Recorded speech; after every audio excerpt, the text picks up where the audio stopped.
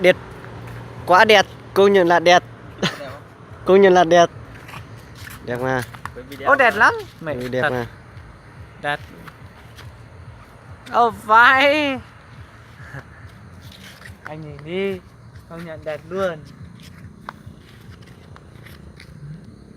Đấy.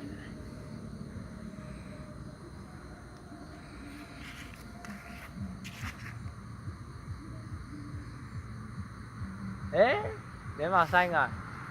Đấy. Anh nhìn cái này nó đẹp nè. Cái này lất lính luôn. Cái béo á. Đẹp luôn.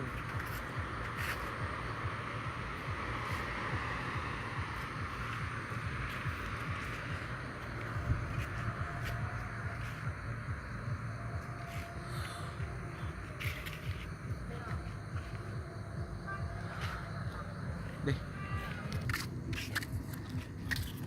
Chỗ này cũng đẹp đấy mày. Nước may có hai quả đèn bên kia sáng chiếu này đẹp. Mày cái đéo rồi đẹp. Đợi camera của em nó hơi sáng quá.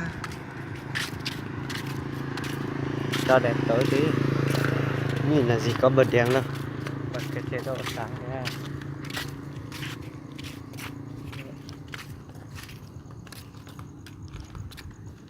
Cái này đi.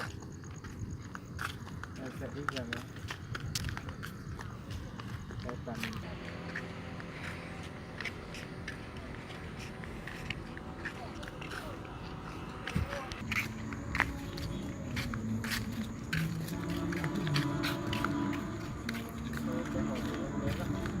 Đi cái kia một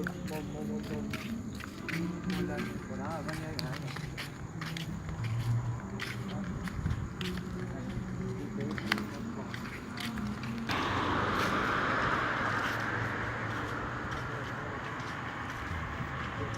Ôi.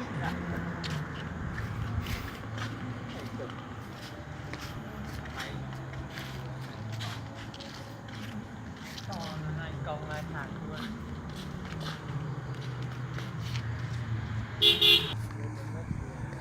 Mày mất 1 triệu.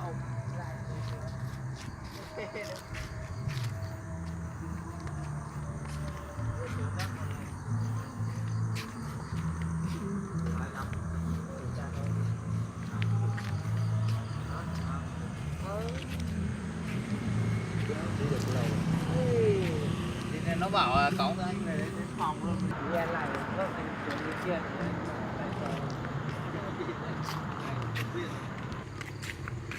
Bên này đang tròn anh rào đi rào bớt thả.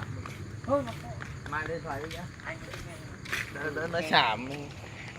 Đang tròn anh đi rào. Ngày mai sáng nay anh đi chết.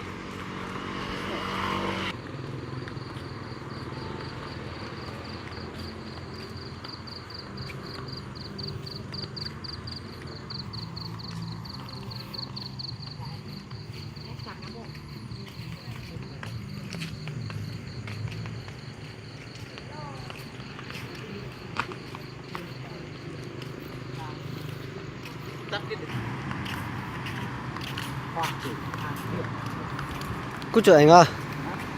Chụp à?